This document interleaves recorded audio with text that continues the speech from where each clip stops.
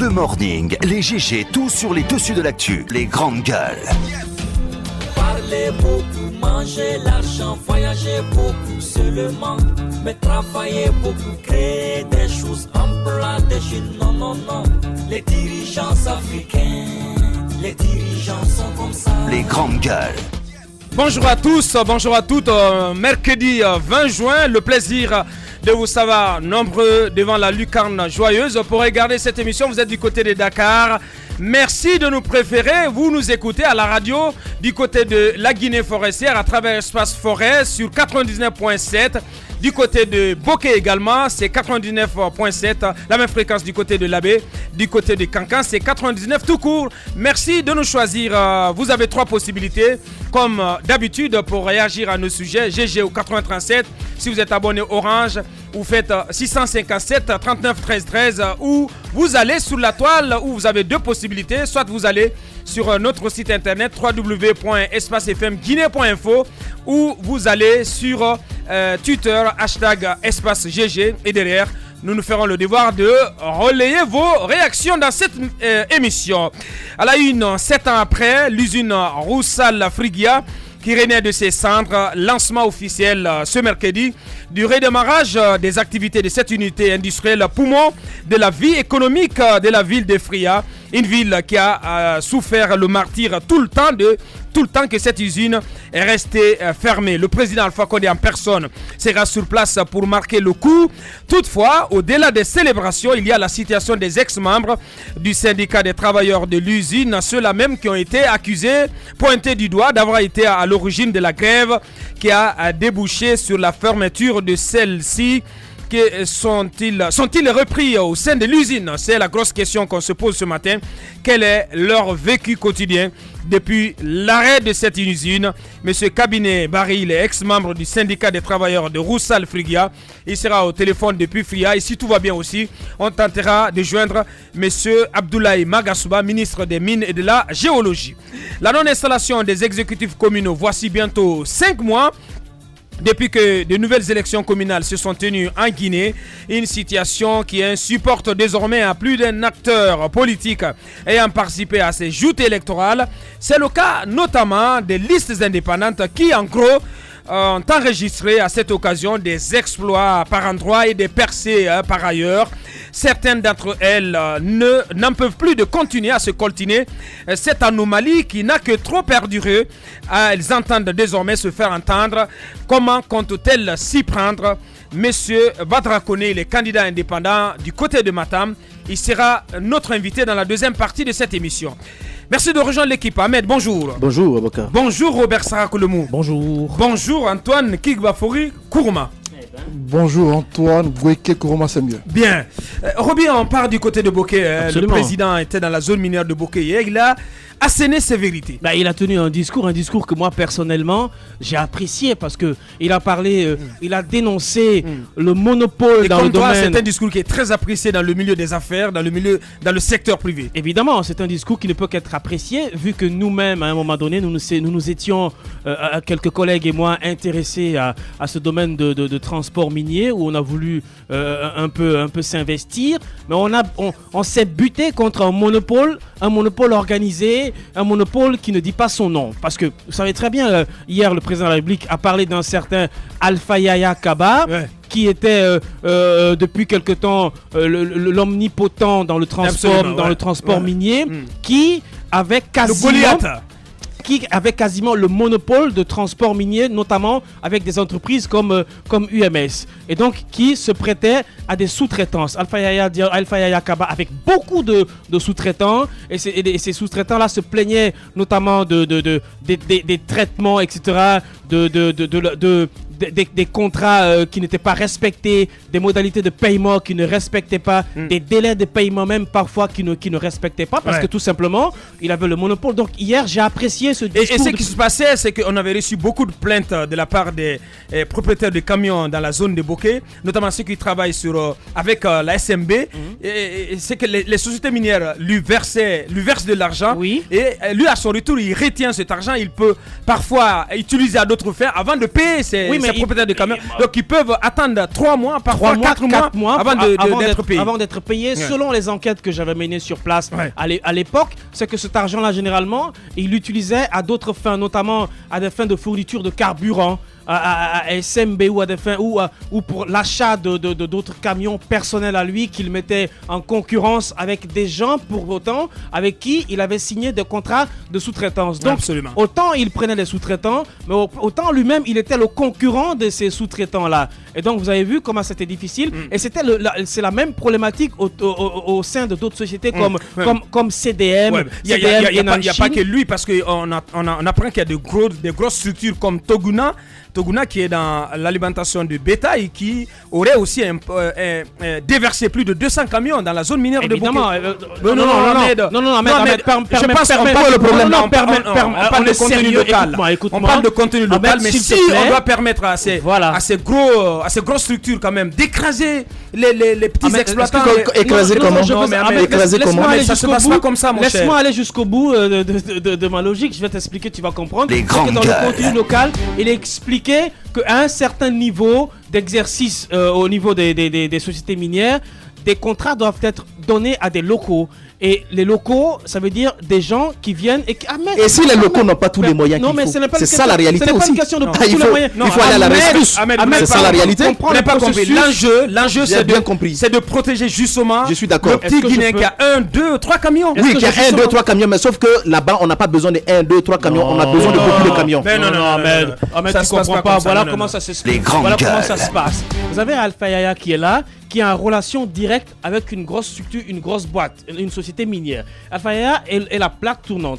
Toutes les personnes qui viennent, que ce soit toi, que ce soit Moussa, que ce soit Abaka, etc., qui vient avec un certain nombre de camions, vous avez obligation de signer en sous-traitance avec Alpha Yaya. C'est-à-dire que vous n'avez aucun... mais permets-moi, attends, vous n'avez pas le droit d'aller signer directement avec la société mère. C'est là où il y a un problème. Et donc, c'est ce que le discours, c'est ce que le président a dénoncé hier. Désormais, que tu sois en possession de 2-3 camions, que tu aies la capacité de signer directement avec la société minière. C'est-à-dire que si la tonne de bauxite est payée à $50, tu as droit directement aux $50 au lieu d'avoir 20, 30, $15 avec Alpha Yaya. Vous comprenez? C'est là où il y a le problème. Et donc aujourd'hui, je pense que le président hier, il a été catégorique là-dessus. Il faut casser ce monopole. Ce monopole n'est pas la bienvenue. Il a dénoncé aussi Fadi Ouazni. Oui, mais Fadi Ouazni, c'est lui qui a mis en place ce monopole avec Alpha Yaya. C'est-à-dire qu'avec UMS aujourd'hui, vous n'avez aucune capacité de signer directement un contrat avec UMS sans avoir un minimum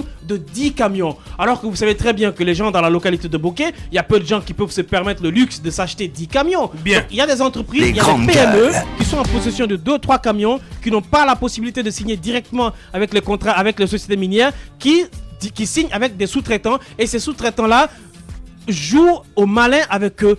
Ils ne les payent pas à temps. Ils ne les payent pas comme il faut. Les contrats sont parfois mal signés. Les contrats sont parfois abrogés pendant qu'ils sont en exercice. Donc il y a toutes ces problématiques qui sont là. Je pense que hier, la colère du président était vraiment la bienvenue. Était vraiment saine. Allez-y, Ahmed. Ça dépend. Moi, je pense qu'il y a des explications et il ne faut pas tomber dans le sensationnel. Non, je vous explique. On va l'écouter, Roby. C'est vrai que ces entreprises, en signant directement avec les sociétés minières, peuvent gagner plus. Mais ce que vous ne comprenez pas, quand vous avez par exemple 50 prestataires qui signent directement avec l'entreprise, c'est un exemple, vous allez vous retrouver avec 50 personnes devant votre bureau. Toutes ces personnes veulent vous rencontrer pour le paiement, par exemple, de leurs factures. Mais quand ces 50 personnes sont représentées par une structure, cette structure gère direct. Écoutez, ça se passe comme ça avec les entreprises. Ça se passe comme ça avec les entreprises. Ici qu'on est en affaires. Je vous explique. Oui, c'est comme ça que ça se passe. On ne peut pas gérer avec tout le monde. Avec tout le monde, ce sont des tas de problèmes. Donc, en général, on trouve une entreprise qui va donc devoir gérer avec les sous-traitants. Cette entreprise... Sur la forme, on peut être d'accord. Voilà, sous la forme. Maintenant, ce qu'on peut demander, c'est une certaine amélioration donc, de ce qui est versé donc, aux sous-traitants. Donc, on peut demander soit à l'entreprise d'augmenter, je ne sais pas, un peu, ou au sous-traitant, celui qui gère directement le projet. Mais je vous dis que dans la forme, pour les entreprises, c'est comme ça que ça se gère. Vous semblez pas comprendre, Ahmed, parce que ce qui est dénoncé là, ce sont les agissements de ce Alpha Yaya Kaba. Mais je comprends parfaitement, c'est ce que je dis. Si M. Alpha Yaya ne travaille pas dans les normes, en ce moment, la société a l'obligation de trouver une personne qui pourra donc gérer les sous-traitants. Parce que c'est ce que je vous dis, l'entreprise ne peut pas voir, par exemple, comme je l'ai dit, 50 sous-traitants devant ses bureaux chaque jour. Ça ne marche pas comme ça. Il faut un seul interlocuteur. Ce seul interlocuteur gère les sous-traitants. C'est comme ça. C'est comme ça que ça se passe. C'est comme ça que ça se passe, Roby, dans les entreprises. Il y a ce qui se doit et il y a ce qui se fait sur le terrain. Moi, je vous explique les principes. Je ne veux pas tomber dans le sensationnel. S'il y a des améliorations à faire, alors qu'on procède à ces améliorations. Si le monsieur ne répond pas donc aux besoins des sous-traitants, alors que l'entreprise essaie de voir comment le problème peut être géré. Mais je vous explique comment ça se passe. L'entreprise ne peut pas mettre sur son dos 50, 60 entreprises, chaque jour être là en train de gérer ces entreprises. Il faut un interlocuteur et cet interlocuteur, il doit être sérieux. Alors celui qui est là, s'il est dénoncé même par le président de la République, ça veut dire qu'il y a beaucoup de questions à se poser. Bien. Alors dans ce cas, que l'entreprise essaie de voir pour régler ce problème. Mais moi je comprends parfaitement la stratégie. C'est comme ça que ça se passe en général avec les entreprises minières. Bien, allez-y. UMS n'est pas la seule société minière du côté de Bokeh. Il y a beaucoup d'entreprises qui exercent exactement comme je vous explique. C'est un système de pointage payant qui est là. Que ce soit une entreprise qui gère, UMS déjà a son propre concurrent dans le domaine du transport. Ce n'est pas seulement Alpha Yaya qui gère le côté transport. UMS lui-même fait le transport. UMS à la base c'est une société de logistique. C'est une société de logistique. Effectivement. Donc, normalement, dans la grosse boîte, c'est UMS qui doit gérer le volet de transport. Et ça se passe comment? Vous avez plusieurs sous-traitants qui viennent, qui traitent des contrats avec la société minière, mais un système de pointage payant, vous n'avez pas besoin d'être à la porte de UMS pour demander votre paiement. Vous avez des gens sur place qui à chaque de quoi il parle, Ruby. Non, Ahmed, permets-moi. Vous avez des gens sur place qui s'occupent du pointage, du nombre de camions, etc., du système de transport, et qui, c'est un rapport informatique qui est automatiquement balancé au niveau de la maison mère, qui à un moment donné s'occupe du dispatchement et du paiement. Les gens ne viennent. Non, c'est pas un guichet qu'on ouvre au niveau de UMS pour dire que chaque transporteur va venir s'aligner à la queue leu pour que vous soyez payé. Non, ça c'est un premier aspect. Deuxième aspect, c'est qu'on est en train de vous dire, qu'il y a un certain Alpha Yaya Kaba qui dispose que de 19 camions, mais qui par truchement de je ne sais quelle malice est arrivé à gérer plus de 600 camions qui ne lui appartiennent pas. 600 camions qui ne lui appartiennent pas. Alors si Alpha Yaya Kaba, je vous donne un exemple de chiffre. Si Alpha Yaya Kaba est payé à $50 la tonne, lui il verse $15-20 aux sous-traitants. Je pense que lui il reçoit $6 la tonne. Exactement. Des sociétés minières. C'est un exemple il verserait $3 par camion. Il se fait une marge. Il se fait à lui seul une marge de $3 par tonne, fois 600 camions, par des camions qui parfois prennent 40, 20, 30, 60 tonnes. Vous avez vu, donc c'est une masse salariale énorme, et on parlerait même du mauvais traitement des chauffeurs qui conduisent les camions, parce que tout simplement la redevance qui est donnée aux sous-traitants ne leur permet pas à un moment donné de gérer avec un salaire potable les chauffeurs. Donc voyez-vous, pourquoi pas directement permettre à ces sous-traitants là, même si on met un quota de camions, mais il faut quand même permettre à ces sous-traitants d'avoir la possibilité de signer directement avec la société mère le contrat. Bien. Et se retrouver au moins un minimum avec $5 à la fin du mois. Merci Roby. Il faut qu'on permette aux autres aussi de parler. Allez-y. Je suis parfaitement d'accord, mais je dis qu'il faut éviter de tomber dans le sensationnel. On est là en train de parler d'entreprises minières. Ils ont besoin d'engins lourds et d'engins en bon état. C'est important. Le contenu local, il est très important. Il faut permettre aux populations de signer des contrats avec les sociétés pour pouvoir donc gagner quelque chose. Mais je dis au même moment que je le dis et je le réitère, qu'on ne peut pas permettre les entreprises en général, que ce soit minières ou les grandes boîtes, ne fonctionnent pas comme ça. S'il y a 60, 50 sous-traitants, on ne peut pas parfois gérer tout c'est sous Ce que vous n'avez pas compris, Roby. comme ça. Non, je l'ai compris. Il explique qu'il y a un système de pointage payant. Non, un système de pointage payant, oui, mais un système de pointage payant, c'est que vous oubliez. Il y a des pannes techniques, il y a ceci, il y a cela. Vous pensez que c'est comme ça que ça se gère? Il faut un interlocuteur. C'est comme ça que ça se passe. Et au-delà de ça, on se plaint, on dit non, moi je ne connais pas ce monsieur. C'est pas l'entreprise Ce monsieur mère Alpha qui Yaya gêne. ou quoi. Attendez, Je ne connais pas, mais je vais aller sur la base des principes.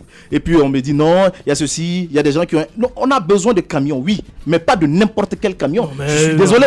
Ça c'est un. Et de deux, on a besoin, comme je l'ai dit, mais des camions qui peuvent prendre une certaine quantité. Oui, mais jusqu'à preuve du contraire, personne ne s'est plaint de l'état des camions. Non, oui, mais Roby est en train de dire ici que oui, il y a des gens qui viennent, il y a ceci, il y a cela. C'est ce que je dis. Je dis quoi? Je souhaite que les entreprises sortent pour donner des explications autour de cette question. Bien. Mais je dis, il faut au lieu de tomber dans du sensationnel, il faut quand même aller pas à pas. Je pense que c'est important. En fait, je crois que nous ne sommes pas les premiers à tomber dans le sensationnel. Alors, c'est le président qui lui-même a, de toutes les façons, moi j'ai parlé. A mis le pied Moi, j'ai dans la parlé. plaie hier. Moi, j'ai parlé. Moussa aussi en sait quelque chose. Bonjour Moussa. Bonjour. Ouais, il écume beaucoup la zone de Bokeh. Ouais. Tout à fait. Tout à Alors, fait. moi j'aimerais quand même de demander à ceux qui gouvernent ce pays de ne pas nous prendre pour des gens qui sont Pour dupes. les canards sauvages. Nous ne sommes pas du tout dupes.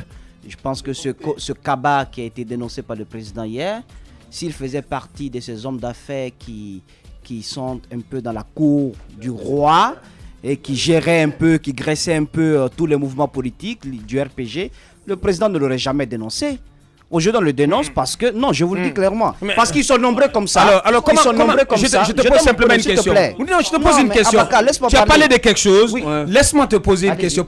Alors, comment comprendre le fait que le président ait dénoncé Fadi Ouazni, qui est quand même un de ses grands soutiens? Je t'en prie, une dénonciation du président signifie qu'il y aura des actions après pour pouvoir lutter contre le mal qui a été dénoncé. Non, C'était déjà quand même C'est- courageux de Non, sa mais part. Courageux, mais Oui, non, mais écoutez, Moussa, s'il vous plaît, tout le monde connaît Abaka, sa tu ne proximité peux pas avec pendant 8 ans Bien. écouter un président qui tout le temps dénonce. Il n'est pas dans la dénonciation, ça c'est mon rôle. Je n'ai c'est le pas rôle dit de qu'il- l'opposition. je n'ai pas dit qu'il y aura des Alors, actions, hein. Alors, J'ai mais pas dit merci. cela. Alors, pourquoi Mais le tu fait te de réjouis de pointer dénonciation Fadi Ouazni, Pourquoi tu t'en réjouis? je m'en réjouis pas, Moussa. Qui a fait C'est déjà ça. Mais Abaka, Oui. Les vous grandes faites- gueules.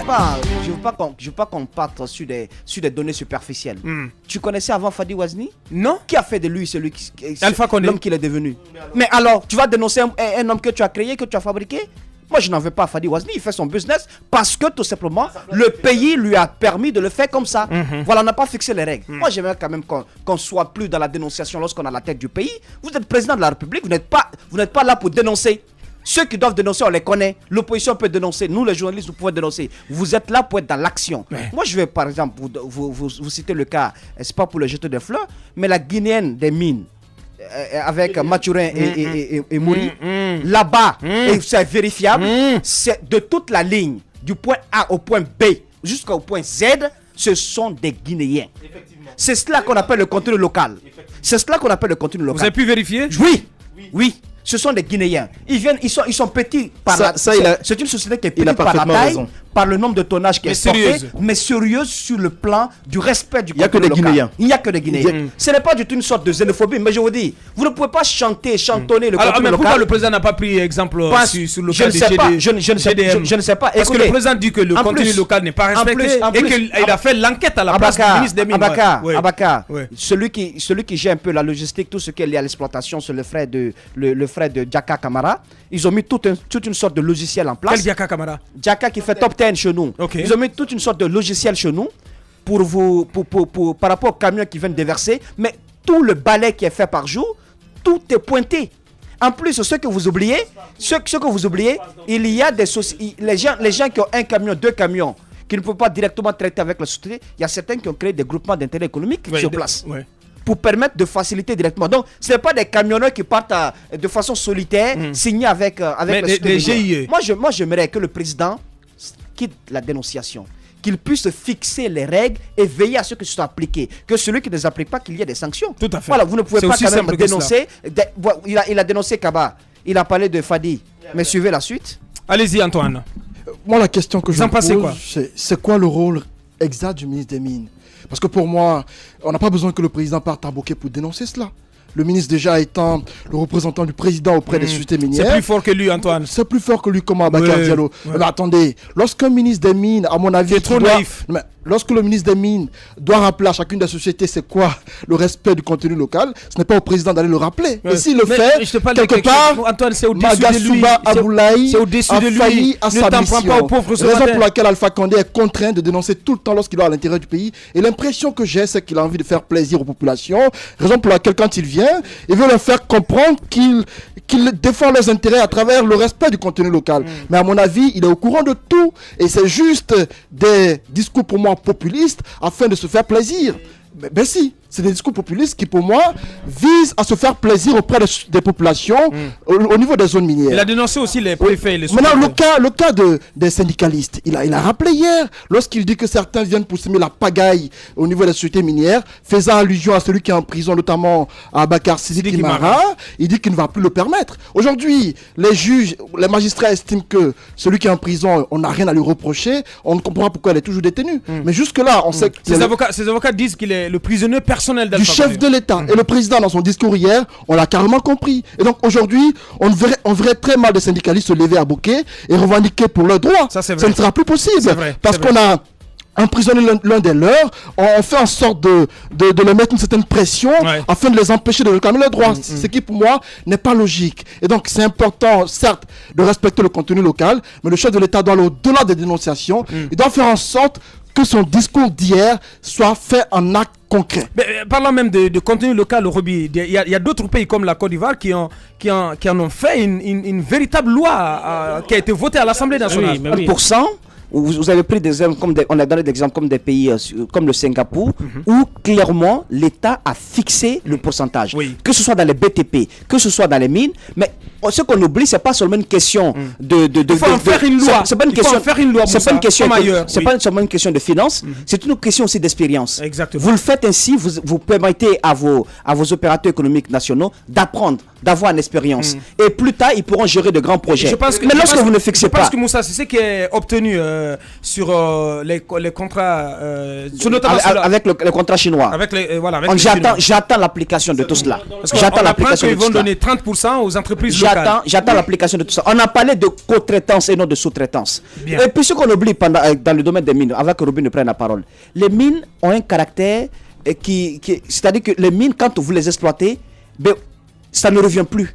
C'est-à-dire que vous les exploitez, ça ne repousse plus, ça ne se régénère pas. Absolument. Alors, lorsque vous le faites dans une zone comme Bokeh, la moindre des choses, c'est de faire du contenu local une règle sur laquelle vous n'allez pas du tout bouger.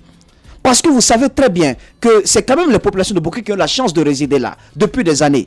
Mais vous ne pouvez pas exploiter cette richesse sans que ces fils qui n'ont pas les moyens d'avoir 10 camions, 20 camions n'aient pas la possibilité également d'avoir des contrats de transport de la bauxite. C'est pas possible. Merci, Il faut Moussa. penser à eux parce que c'est quand même, il s'agit quand même d'une richesse nationale. Merci Roby, en 30 secondes s'il te plaît. C'est qu'à un moment donné, je ne pense pas s'il s'est adressé, son injonction ne s'est pas adressée aux bonnes personnes. Parce qu'il a parlé du préfet et du gouverneur. Le préfet et le gouverneur ont certes leur responsabilité dedans, mais le ministère des Mines est le plus responsable dans l'application stricte du protocole qui est relatif au contenu local. Parce que c'est eux qui ont sur le terrain des agents pour le contrôle. C'est eux qui, à un moment donné, sont en relation directe de travail avec les sociétés minières. Lorsque vous prenez une société comme Enanchin CDM, Enanchin CDM ne respecte en aucun cas le contenu local parce que Enanchin CDM envoie lui-même ses propres camions pour faire le transport minier. Et donc là-bas, les acteurs locaux n'ont aucune possibilité à un moment donné d'avoir des contrats directs avec Enanchin. Et ce que je voudrais aussi rapidement expliquer à Ahmed,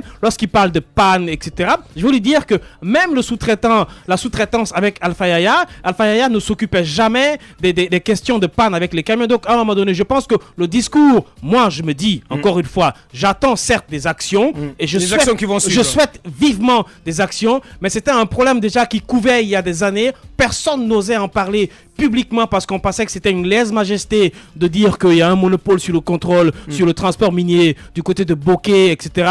Pour le moment, c'est devenu public. J'attends que le ministère des Mines prennent des actions Ouais. et que finalement le contenu Soit au local, devant le du contenu combat. local ne concerne pas seulement que le transport minier. Le contenu Non, local, pas du tout. c'est beaucoup d'autres choses qui sont à l'intérieur dedans. Donc il faut que le respect Ça concerne même la restauration. la restauration, les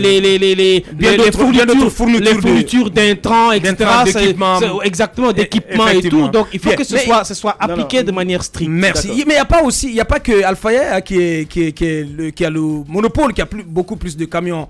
À Boké, il y a aussi Goma Transport, la société de Bill Gates. Il faut le dire, Aboubacar. il y a plus de 300 camions. Aboubacar, je ne veux pas parler de personne ce matin. non. Je ne veux pas parler. Vous savez pourquoi? On parle de contenu local. Le contenu local, vous l'avez signalé tout de suite. C'est pas que le transport, mais il y a le transport là-dedans. Qui parle de transport? Vous savez ce que ça veut dire? Un camion en bon état qui puisse transporter du minerai. Vous savez c'est quel type de camion? Vous savez combien ça coûte un camion? Vous pensez que les entreprises ont besoin, comme je l'ai dit, de 1 ou 2 camions? Non. Vous avez parlé de contenu local. Vous avez parlé aussi de la restauration. La restauration, vous pensez que c'est avec 2 millions, 3 millions, 4 millions qu'on peut faire de la restauration? L'État est responsable de la non-évolution de ce contenu local. Non, Aboubacar, on aurait dû aider. Il n'y a pas d'entreprises qui font de la restauration ou du tourisme en Guinée. Aboubacar, oui, mais ceux qui font, est-ce qu'ils ont... Oui, d'abord, on parle de contenu local d'abord. Bien sûr. On parle d'abord de contenu local. Alors, je dis tout simplement que l'État n'a même pas permis aux populations, même ceux qui sont à Boké, de pouvoir gagner dans cette histoire de contenu local, parce qu'on aurait pu les aider, même si l'État ne donne pas de l'argent, mais on aurait dû encourager des banques à pouvoir faire des prêts à ces populations qui allaient donc se mettre en groupement. S'ils se mettaient en groupement, les banques auraient eu donc confiance pour faire des prêts. Ils pouvaient donc s'acheter des camions, comme vous l'avez dit. Ils pouvaient donc faire de la restauration. Ils pouvaient donc faire de la fourniture. Mais aujourd'hui, vous voulez qu'ils fassent tout ça. Mais est-ce qu'ils ont les moyens? Ils n'ont pas les moyens. C'est ce qu'il faut pas oublier. Et ces entreprises vont pas créer, vont pas mettre autant de millions de dollars et s'asseoir pour dire non, il y a un contenu local. Donc il faut que les non, s'il vous plaît, Roby, s'il vous plaît, non, tu n'as pas toujours bien compris. J'ai bien compris. Le contenu local. Quand vous prenez le cas des grosses entreprises qui existaient, au début, comment les Alpha Yaya sont arrivés là? Au début, ils ont eu la chance, si, il faut le dire. Ahmed, il faut que je t'explique.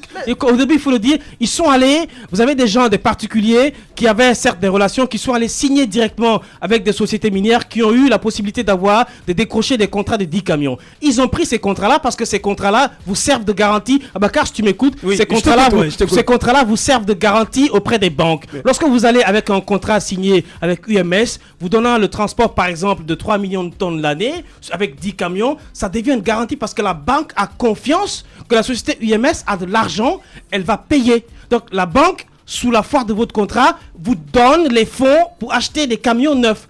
Vous comprenez? Mais à un moment donné, tout ça, ça a été arrêté.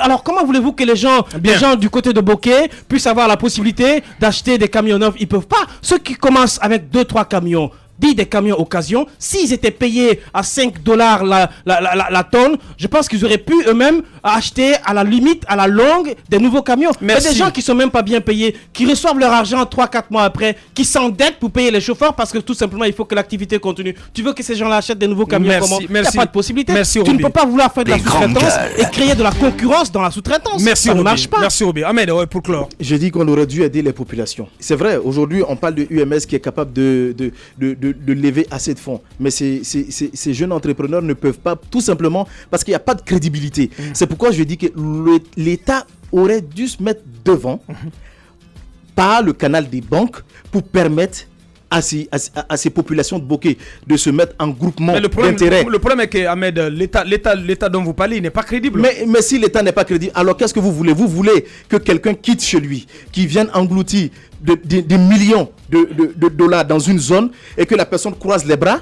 La personne ne peut pas croiser les bras. Ouais. Cette personne, sur le contenu local, ne peut pas fonctionner parce que les populations n'ont pas les moyens. Cette personne est obligée de faire appel à d'autres structures qui ont les moyens. Évidemment, ce sont des Guinéens. De toutes les façons, toutes les personnes pratiquement que vous avez citées, si ce ne sont pas des populations de Boké, mais c'est aussi des populations de Guinée, ce sont des Guinéens. Absolument. Donc, si le contenu local ne marche pas à un certain niveau, l'autre côté où ça peut marcher, quand ces camions arrivent, mais on peut trouver en ce moment des populations qui vont conduire ces camions depuis cette zone directement. Donc, moi, je pense que c'est pourquoi je dis qu'il faut faut bien scruter cette partie et ces entreprises ont l'obligation de venir expliquer, sinon tout retombe sur elles parce qu'on pense que c'est elles qui ne sont pas en train de respecter le contenu local. Mais je dis que le non-respect du contenu local, c'est de la responsabilité non seulement aussi de ces entreprises à un certain niveau, mais c'est une grosse responsabilité de l'État qui n'a pas permis aux populations d'avoir les moyens afin de pouvoir faire face à ce contenu local. Merci Ahmed. Voici tout ce qu'on pouvait dire sur cette sortie du président Alpha Condé hier dans la zone minière de Bouquet. On parle de la mine à nouveau dans la deuxième partie de cette émission avec la relance officielle attendue dans la journée de l'usine Roussal Frigia. Le chef de l'État, le professeur Alpha Condé, sera en personne du côté de Fria. Véritable success story de la radio Espace Guinée, les grandes gueules, détentrices des meilleurs scores radio en Guinée, de la meilleure émission talk show, a donné le créneau horaire du départ au bureau et du retour à la maison, récoltant depuis des années consécutives le titre d'émission la plus écoutée en Guinée, toutes catégories confondues. Un grand total de plus de 5 millions d'auditeurs ont été fidèles au talk show Les GG, diffusé jour après jour sur toutes les stations du réseau Adafo Média de 9h à 10h30, un exploit qui restera longtemps dans les annales de la bande FM en Guinée.